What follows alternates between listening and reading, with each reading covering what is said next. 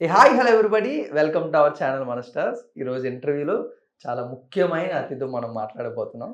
అంటే పొద్దున్న నుంచి రాత్రి వరకు మన ఆఫీస్ వర్కులతో, పర్సనల్ వర్కులతో చాలా బిజీ అయిపోయి అలసిపోయి ఉన్న మన ప్రాణాలకి తన అల్లరితో మనల్ని చాలా ఏళ్ళు అలరించి ఒక అల్లరి ప్రియుడిగా 70mm స్క్రీన్ మీద చాలా రోజులు మనల్ని అందరినీ ఎంటర్టైన్ చేసిన ఒక లెజెండరీ యాక్టర్తో మనం ఈరోజు ఉండడం జరిగింది. And he's none other than Babu Mohan garu. ఈరోజు ఆయనతో మాట్లాడి 2 రోజుల్లోనే ఉప్పు, కప్పు, రంబు అంటూ మనందరికి కూడా తెలుగు చాకచక్యాన్ని తెలియజేస్తూ, ఆయన చమత్కారాన్ని మరొకసారి మనందరికీ తెలిసేలా ప్రైమ్ వీడియోలో రాబోతున్నారు. మీరందరూ కూడా చూసి ఎంజాయ్ చేయండి. రేపు సార్‌తో మాట్లాడి చాలా విషయాలు తెలుసుకుందాం. Let's go. సార్ నమస్తే సార్. నమస్తే బ్రదర్. సార్ మిమ్మల్ని కలవడం చాలా సంతోషంగా ఉంది. అంటే మీరు నిజంగా అల్లరి ప్రియుడే. అప్పుడైనా, ఇప్పుడైనా, ఎప్పటికైనా. ఆ అల్లరి ఏ మాత్రం కూడా తగ్గకుండా ఎలా సార్ దాన్ని కంటిన్యూ చేస్తూ ఉంటారు? మన సొంతం కాదు తమ్ముడు, దేవుని క్రియేషన్ అంతే తప్ప మన సొంతం ఏమీ లేదు, ఏమి నేర్చుకొని రాలేదు. అవును. అది ఏది మాట్లాడినా మీకు నచ్చటం అనేది నా అదృష్టం. మీకు మీన్స్ ప్రేక్షక దేవుడు, అవును. ప్రేక్షక దేవుళ్ళే ముఖ్యం.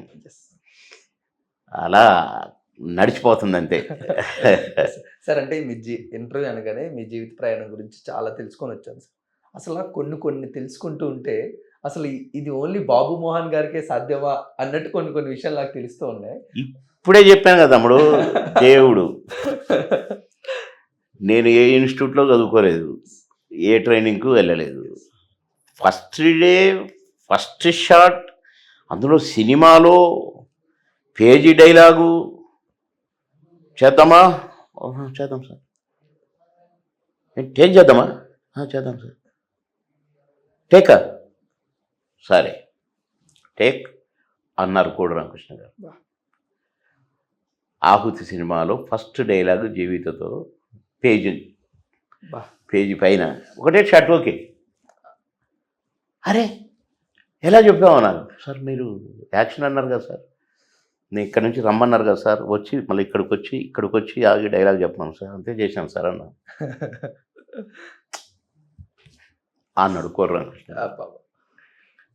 ఎలా చేశానో తెలియదు. అంతే, ఆ భగవంతుడు నా నుదుట అట్లా రాశాడు.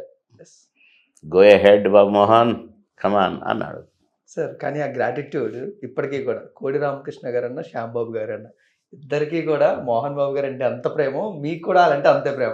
ఏ రోజు కూడా రూపాయి తీసుకోలేదు శ్యాంబాబు గారి దగ్గర సార్. బట్ అంటే ఆ స్టార్టింగ్ జర్నీలోనే అంత నిక్కచ్చిగా ఎలా ఉండగలిగారు సార్? అంటే నా అదృష్టం. నాకు ఇప్పుడు నా ముందు తరం కానీ నా వెనక తరం కానీ, నేనెక్కడో ఖమ్మంలో చదువుకొని ఉద్యోగరీత్యా హైదరాబాద్ వచ్చి సినిమా ఇండస్ట్రీకి నాకేం సంబంధం లేదు. నేను పాండవ వనవాసం 100 సార్లు చూశాను ఎన్టీ రామారావు గారి కోసం. ఎన్టీ రామారావు గారి అభిమానిని నేను కాదు, మా నాన్న మా అమ్మ కూడా ఎన్టీ రామారావు గారి అభిమానులు.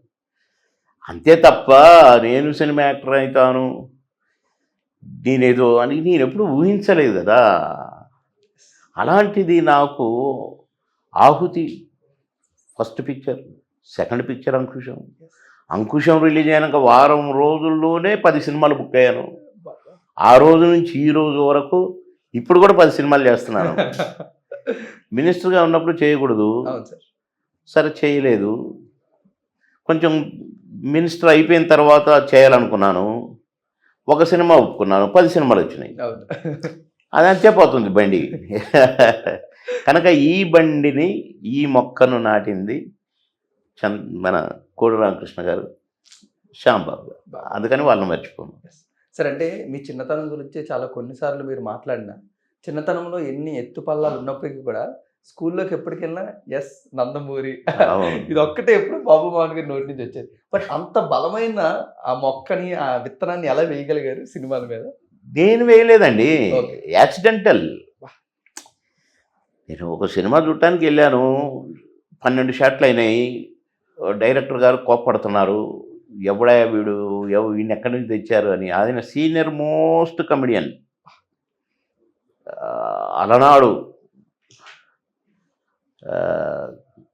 కోళ్ళ సత్యం అనే ఒక ఆర్టిస్ట్.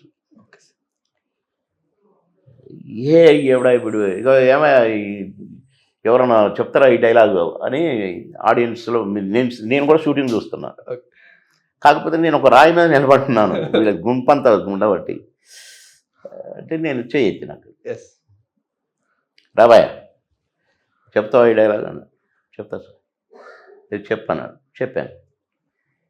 టేక్ చేద్దామా యాక్ట్ చేస్తావా అన్నాడు. చేస్తా సార్. ఎదురా డ్రెస్ ఇప్పి వీడికి ఏంటి ఓ యాక్షన్ టక టక టక టక టక చెప్పేసి cut cut good good good good ఎట్లొచ్చు నీకంటే అదే మీరు ఆయన డైలాగులు చెప్తున్నారు కదా సార్ నాకు బైహాడ్ అయిపోయింది అన్న. First day first shot shooting cut చేస్తే ఆహుతి అంతే. ఎస్ సార్, అంటే ఇవన్నీ యాదృచ్ఛికంగా జరగచ్చు కానీ మేడంకి మాత్రం పట్టుబట్టి నేను యాక్టర్ అయితేనే ఫ్లైట్ ఎక్కుతాను అని అన్నారు. ఈ పట్టుదల ఎందుకు వచ్చింది? అంటే నేను ఆ ప్రయాణం ఎగ్గొట్టాలి. అది సరదాగా డైలాగ్ అది. వెంటనే ఆయన తదాస్తున్నాడు. కరెక్ట్గా ఆహుతి సినిమా క్లైమాక్స్కే నాకు టికెట్ తీసుకొని మేనేజర్ మీరు అర్జెంటుగా రేపు మార్నింగ్ ఫ్లైట్కి వెళ్ళాలి అంటే ఫ్లైటా ఎక్కడికి? మెడ్రాస్. దేనికి? షూటింగ్. మెడ్రాస్లో పెట్టారా షూటింగు? అవును మెడ్రాస్లో క్లైమాక్స్ మెడ్రాస్లోనే ప్లాన్ చేశారు. ఇక అప్పుడు అనుకున్నాను అరే నేను అన్నా కదా ఆ రోజు. ఆమె సౌదీ వెళ్ళటం నేను ఇటు సినిమా యాక్టర్ అవటం సినిమా యాక్టర్ అయ్యి కరెక్ట్గా అదే సినిమాకి ఆహుతి సినిమాకే మద్రాసు ఫ్లైట్లో వెళ్ళటం క్లైమాక్స్కి. అది సార్. సార్ కానీ నాకు ఇంకోటి తెలిసింది సార్, మీరు ఒక షూటింగ్కి వెళ్ళి డైరెక్ట్గా ఒక హీరోని వెళ్ళి ఈ సినిమా ఏదో హీరో ఎవరని అడిగారండి. ఎట్లా తెలుస్తుంది బ్రదర్? అందరు స్టూడెంట్సే. అది స్టూడెంట్స్ సబ్జెక్టు. ఓకే. ఒక 200-300 మంది ఉన్నారు.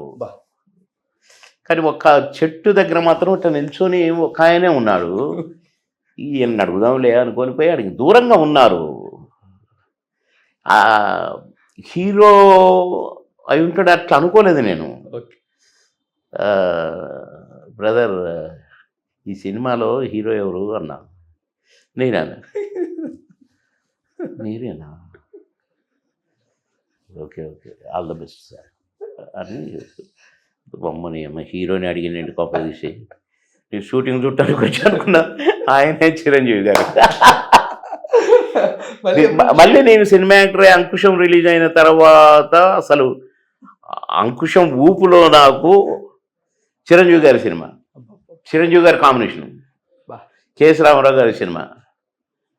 అంకుశం రిలీజ్ అయిన వారం రోజులకు ఏమో చిరంజీవి గారితో షూటింగ్ నా చోటుపురం పోలీస్ స్టేషన్. ఇద్దరం కాంబినేషను. నన్ను చెప్పు అని నన్ను ఇలా దగ్గర కూర్చొని అని అంటే నేను ఆయన ముఖంలో ముఖం పెట్టి డైలాగ్ చెప్పడం. నేను కొంచెం కన్ఫ్యూజ్ అవుతున్నాను. చూసి ఏం పర్లేదు బాగా చెప్తున్నాను అని నన్ను ఎంకరేజ్ చేశారు. నన్ను ఇలా అనుకుంటూ ఏం పర్లేదు నేను అన్నా కదా నేను డోంట్ వరీ బాగా చెప్తున్నాడు. ఆయన అన్నాక ఇక దడ దడ దడ దడ కొట్టి పరిశ్రమ. ఇవన్నీ మెరాకిల్స్ సార్. ఇవన్నీ ఒక మెరాకిల్స్ అయితే స్టార్ హీరోలకు కూడా సాధ్యం అవ్వలేదు సార్. ఒక్క బాబు మోహన్ గారికే సాధ్యమైంది. ఏదండి? సౌందర్య గారు, పాకీజా గారు, డిస్కో శాంతి గారు, జయలలిత గారు, ఈ పేర్లేంటి, మీరు క్రియేట్ చేసిన పాటలు ఏంటి, ఇప్పటికి ఒక ఊపు ఊపుతుంటాయి సార్. ఊర్లో ట్రాక్టర్ల మీద వెళ్తూ ఉంటే అవే పాటలు వేసుకొని హ్యాపీగా వెళ్తూ ఉంటారు. బట్ అది అసలు ఎలా సాధ్యమో అని భగవంతుడు చెప్పిన కదా తమ్ముడు. ఫస్ట్ వర్డే గాడ్స్ గ్రేస్, దేవుడి ఆశీర్వాదం, దేవుడు ఇచ్చిన వరాలు అని. నా సొంత కానే కదా తమ్ముడు. అందుకని నేను ఎప్పుడు సినిమా యాక్టర్గా ఫీల్ కాను. ఆర్డినరీ బాబు మోహన్నే నేను. నాతో అన్ని చేయిస్తున్నాడు దేవుడు సార్. బట్ ఆ చుట్టుపక్కల ఉన్న యాక్టర్స్ కానీ మిగతా వాళ్ళు మీ ఫ్రెండ్స్ కానీ ఎలా ఫీల్ అయ్యేవారు సార్? సౌందర్య గారితో వెళ్ళి స్టెప్లు వేస్తూ, డిస్కో శాంతి గారితో, పాకీజా గారితో, జయలలిత గారితో, సిల్క్ స్మిత ఎన్ని పాటలు మా ఇద్దరికి. ఇంకా నడుస్తూనే ఉంది సార్. ఇప్పటికీ కూడా అంటే ఆ పని చేయాలి, ఇంకా యాక్ట్ చేయాలి అనే ఆ కోరిక కానీ లేకపోతే ఆ కష్టపడే తత్వం కానీ ఎలా రోజు రోజుకి వస్తూ ఉంటుంది సార్? నేను చెప్పాను కదా బ్రదర్, ఇది నా సొంతం కాదు. నేను ట్రై చేసుకోను, నేనేదో కష్టపడో నాగలు దున్నో పైకి వస్తే నీ కష్టపడరా నా కష్టార్జితం అంట. నా కాదు, ఎట్లయినో తెలీదు. మా బ్లడ్ ఎవరు లేరు కనుక దేవుడిచ్చిందే శక్తి, దేవుడిచ్చిందే హెల్త్, దేవుడిచ్చిందే నటన. సార్ కానీ ఈ మధ్యన ఏమన్నా కొంచెం సినిమాని మిస్ అయ్యారా సార్? కొన్ని రోజులు మాకు కనబడకుండా మినిస్టర్గా ఉన్నా కదా, అప్పుడు ఏమన్నా చేయకూడదు. సినిమాని ఏమైనా మిస్ అయ్యారు సార్? అంటే చంద్రబాబు గారు చాలా అంటే మిస్ అయ్యానంటే అంతకుముందు కథ రాసేటప్పుడే బాబుమోహన్ రాసేవాళ్ళు కదా. బా. అలాంటిది బాబుమోహన్ అని కథలు తయారవటం బంద్ అయినాయి. బాబుమోహన్ చేయట్లేదు అనేది Yes. తెలిసిపోయింది. ఫ్యాక్ట్ క్యాబినెట్ మినిస్టర్ కాబట్టి చేయకూడదు. తర్వాత చేయాలనుకున్నప్పుడు నా క్యారెక్టర్లు రాక నేను చేయొద్దు అనుకున్నా కొన్ని క్యారెక్టర్స్. ఇది నేను చేస్తే బాగుండదు, ఇదేం క్యారెక్టరు అంటే అంటే నేను బాగుండదు అనుకున్న సినిమాలో క్యారెక్టర్ ఏంటంటే నేను జేబులు కొట్టే ఎమ్మెల్యేనట. రిబ్బన్ కటింగ్కి పోయి రిబ్బన్ కట్ చేసి అటు ఇటు చూసి జేబులు వేసుకుంటున్నాడు కత్తెర. నేనేమో ఒరిజినల్ ఎమ్మెల్యేనేమో టెర్రర్ ఎమ్మెల్యేగా పనిచేసిన. చంద్రబాబు దాడా. గారు భయపడ్డారు. దాడా ఆఫీసర్లకి తప్పు చేస్తే సస్పెండ్, Yes. అడాప్ట్ అనేది. నేను తహసీల్దార్ ఉద్యోగం చేసిన, పని తెలిసాయి నాకు. Yes. కనుక నాకు ఎమ్మెల్యే పని ఈజీ. రెవెన్యూ డిపార్ట్మెంట్లో చేసిన రెవెన్యూ అంటే కలెక్టరే. అవును సార్. కలెక్టరే కదా ఎమ్మెల్యేలు మినిస్టర్లను నడిపేది. కనుక నేను చేసిన ఉద్యోగమేనా, కాకపోతే ఎమ్మెల్యే అదేమో తహసీల్దారు. ఎమ్మెల్యేలవి చదువుకొని అంత ఉద్యోగం కూడా మళ్ళీ అంతా రాయలే. Yes. సార్ కానీ లంచం తీసుకునేది లేదు, అబద్ధం ఆడేది లేదు, తప్పు చేసేది లేదు. అలా నా లైఫ్ అంతా అదే. ఎంత ధైర్యం ఉండాలా, తప్పు చేయలేదు అని చెప్పాలి. Yes, sir. చేయలేదు, తప్పు చేయలేదు. ఎందుకు చేయలేదంటే నేను ఉద్యోగం చేసిన వాడిని కాబట్టి నాకు ఈజీ అయిపోయింది. ఎమ్మెల్యే ఈజీ అయిపోయింది, మినిస్ట్రీ ఈజీ అయిపోయింది. అక్కడగా కూడా మాకు మార్కులు పెట్టారు చంద్రబాబు గారు నేను మినిస్టర్గా ఉన్నప్పుడు ఆన్లైన్లో మినిస్టర్స్కి 97.4 మార్క్స్ నాకు పెర్ఫార్మెన్స్కి. చిన్నప్పటి నుంచి టాపరే కదా సార్? టాపరే. Yes. చదువులో అంతే, గేమ్స్ అండ్ స్పోర్ట్స్లో అంతే. కానీ నాకు తెలిసి ఏకైక ఒక క్యాబినెట్ మినిస్టర్ ఎమ్మెల్యే ఒక్క రోజు కూడా అసెంబ్లీకి లీవ్ అని లేని ఒక పర్సన్ ఉన్నారంటే 100%. బాబు మోహన్. డ్రెస్సులు కూడా బడ్జెట్ సమావేశం జరిగితే 45 రోజులు 45 కొత్త డ్రెస్సులతోనే వెళ్ళాను.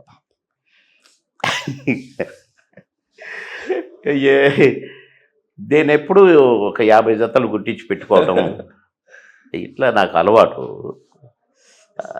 ఆ ఇయర్ కూడా మినిస్టర్గా అసెంబ్లీ కాబట్టి ఒక 50 కుట్టిని వచ్చినట్ల. అప్పుడు uniform cream pant white shirt, white pant cream shirt okay. రోజొకటి వేశాను. 45 రోజులకు 45 ఉన్నాయన్నమాట. నువ్వు రోజు ఎట్టేసుకొస్తున్నావు కొత్త డ్రెస్సులు అని ఒక ఆయన అడిగాడు నన్ను. కుట్టి ఉన్నాయి అట్లా, రోజు ఒకటి వేసుకుంటున్నా అన్న. సినిమా యాక్టర్గా ఏమైందంటే ఒక హోటల్ ఇనాగ్రేట్ చేశాను. సెకండ్ ఇయర్ యానివర్సరీకి నన్ను పిలిస్తే పోలేకపోయినా, థర్డ్ ఇయర్ యానివర్సరీకి వెళ్ళిన. అంటే ఒక తెలుగు ప్రతిలో బాగా బ్రహ్మాండంగా నడుస్తుంది ఆ హోటల్. ఒక అభిమానిది పోతే, సార్ చూడండి సార్ మీ ఫోటో ఎంత చక్కగా ఫ్రేమ్ కట్టి చెట్లు పెట్టాను చూడండి సార్ అంటే చూసిన నేను అమ్మని అమ్మ అని నా షర్ట్ చూసుకున్నా. రిబ్బన్ కట్ చేసిన రోజు వేసుకున్న షర్టే మళ్ళీ ఆ రోజు కూడా వేసుకొని వెళ్ళా. ఏది 3వ సంవత్సరం యానివర్సరీకి. ఇప్పటి నుంచి వేసుకున్న షర్టు వేసుకోకూడదు, ప్రెస్ మీట్లకు వేసుకునేవి వేరే ఉండాలా, బయట మీటింగ్లకు పోయేవి వేరే ఉండాలా అని.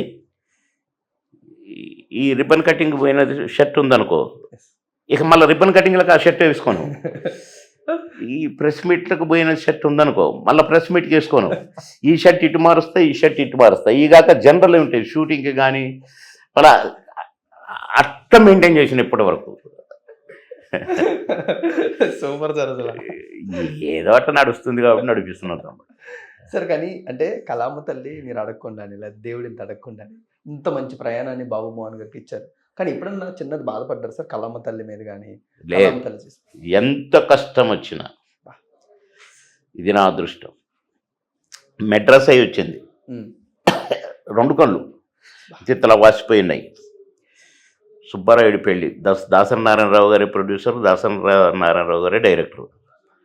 ఆయన అన్నాడు, అరే బాబు నేను చూడలేనురా నీ కళ్ళు పోతాయిరా, నేను ఆపేస్తారా షూటింగ్ ఆపేస్తా, 10 రోజుల తర్వాత చేసుకుంటా అంటే దండం పెడతా గురుగారు, నాకు 3 నెలల దాకా ఖాళీ లేదు గురుగారు, షూటింగ్ చేస్తా గురుగారు. ఎర్ర టెండరా, రిఫ్లెక్టర్ రా, నీ కళ్ళల్లో చూడరా ఎట్లున్నావు, ఏమంటావు కోప్పడ్డా. చేయనురా నేను చేయను అన్నాడు. ప్లీజ్ గురుగారు అని కాళ్ళకు దండం పెట్టినప్పుడు, సరే నీ ఇష్టం రా, సరే యాక్షన్ చేసి తిట్టుకోవచ్చుగా, ఏంటి ఇది, కానీ తిట్టుకున్నా ఒకసారి.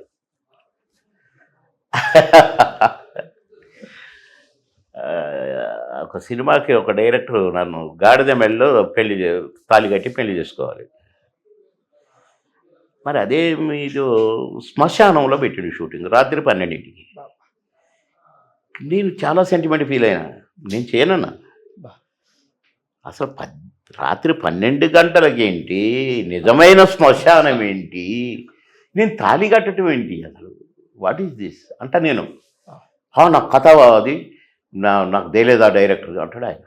నేను చేయను, పగటిపూట పెట్టండి, శ్మశానం లాంటిది ఏదైనా చూడండి పెట్టండి, కానీ శ్మశాన వాటికలోనే మళ్ళీ అది కూడా పొద్దున్న శవం కాల్చిన కాడినే గాడిదని పెట్టి నేను చేయనన్నా. కానీ చేయాల్సి వచ్చింది. కళ్ళ నిండా నీళ్ళు, నా భార్య బిడ్డలకి ఏమైందో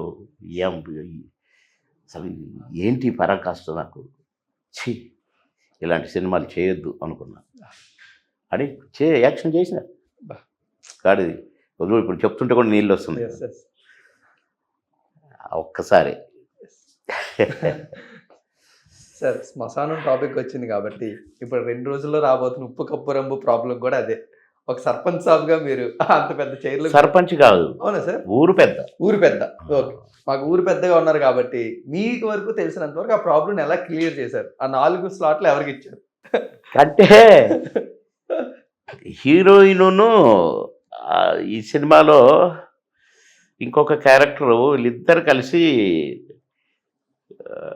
ఎట్టనైనా నన్ను బోల్తా కొట్టించాలని చూస్తారు. దాని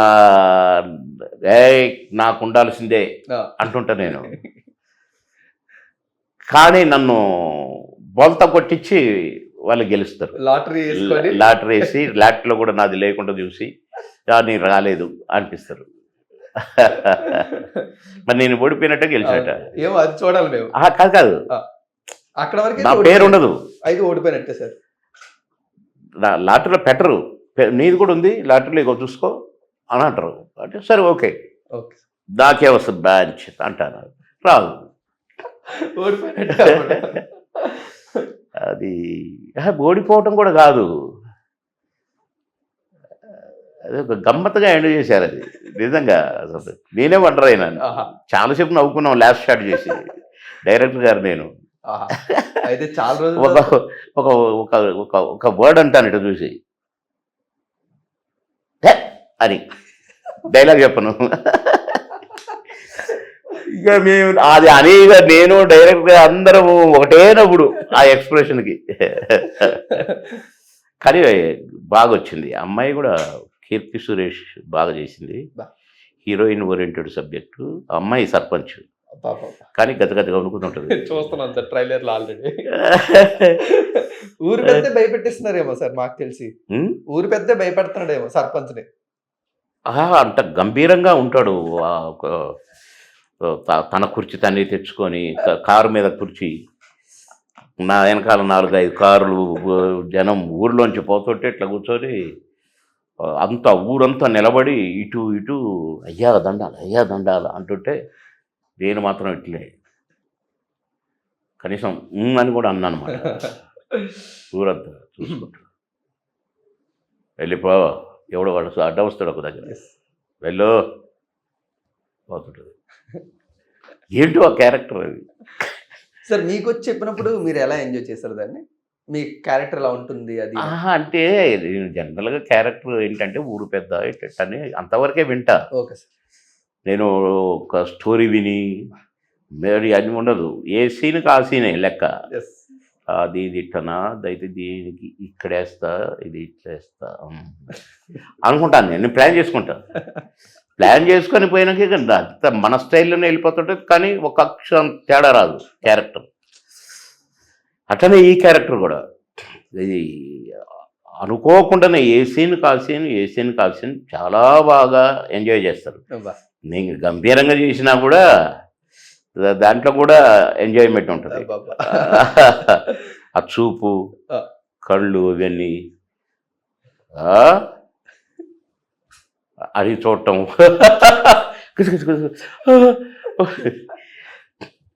కీర్తి సురేష్ గారు ఏయ్ అంటాను నేను, అది భయపడింది. నేను అనుకున్నా యాక్షన్ చేసింది అట్లా అనుకున్నా, కాదంటే నిజంగా షార్ట్ అయిపోయినాను సార్, నేను నిజం భయపడిపోయాను సార్ అంటుంది. అట్లా గమ్మత్ సబ్జెక్టు. ఉప్పు కపూరం ఒకే రకం ఉంటాయి తెల్లగా, కానీ టేస్ట్ వేరు. అలాగే మనుషులు కూడా రకరకాలు ఉంటారు, కానీ ఒక్కొక్కళ్ళ యాటిట్యూడ్ ఒక్కొక్క రకంగా ఉంటుంది. అదే పిక్చర్ ఈ సినిమా. కానీ మేడం మంచి కథ ఎన్నుకున్నారు ప్రొడ్యూసర్ గారు, మంచి కోఆపరేషను డైరెక్టర్కు. సినిమా కూడా డెఫినెట్గా జనం మెచ్చుతారని నేను మొదటి షాట్ నుంచే అనుకున్నాను. తప్పకుండా జనం మెచ్చే పిక్చర్ అవుద్ది ఇదని. చూడాలి, దేవుడు ఎల్లుండే కదా. కానీ సినిమా మారింది అని మీకు ఏమైనా అనిపిస్తుందా సార్? సినిమా మారిపోయింది, నటులు నటించడం కానీ ఇవన్నీ మారిపోయాయి అని మీకు ఏమైనా అనిపిస్తుందా సార్? 2025లో ఉన్నాం కదా, అప్పటికి ఇప్పటికి మీరు ఒకసారి కంపేర్ చేసుకుంటే. బాగా థియేటర్స్కి ఎప్పుడైతే సినిమా పోకుండా అయిందో జనం నాడి అది డైరెక్ట్గా తెలిసేది. ఇది ఇండైరెక్ట్గా తెలుస్తుంది, అసలు తెలియదు. నచ్చినోడు చూస్తాడు, నచ్చినోడు చూడడు. కానీ ఆ థియేటర్స్లో వచ్చి టికెట్ కొనుక్కొని చూసి ఎంజాయ్ చేసి వాళ్ళ ఒపీనియన్ చెప్పి, ప్రత్యక్ష సాక్షి కదా, కంప్యూటర్ సాక్షులు వీళ్ళు, ఆన్లైన్ సాక్ష్యాలు. కనుక ఆ ఎంజాయ్మెంట్ అది అది లేకపోవటం కొంచెం బాధాకరమే అనిపిస్తుంది. సార్, కానీ నాకు మిమ్మల్ని ఎప్పుడు కలిసినా అడగాలనుకున్న ఒక ప్రశ్న ఏంటంటే సార్, అంకుశం సినిమా అంత పెద్ద హిట్ అయింది, సినిమా అయిపోయిన తర్వాత వెళ్ళి మళ్ళీ రెవెన్యూ డిపార్ట్మెంట్లో పని చేసుకుంటున్నారు. లేదు, చేయలేదు. అంటే ఒక 5 days ఒక పక్క మీరా టాకీస్లో అక్కడ రిలీజ్ అయితే కూడా అక్కడికి వెళ్ళి చిన్న అలాగే సార్ ఒక రెమ్యునరేషన్. అంకుశం రిలీజ్ అయిన రోజే.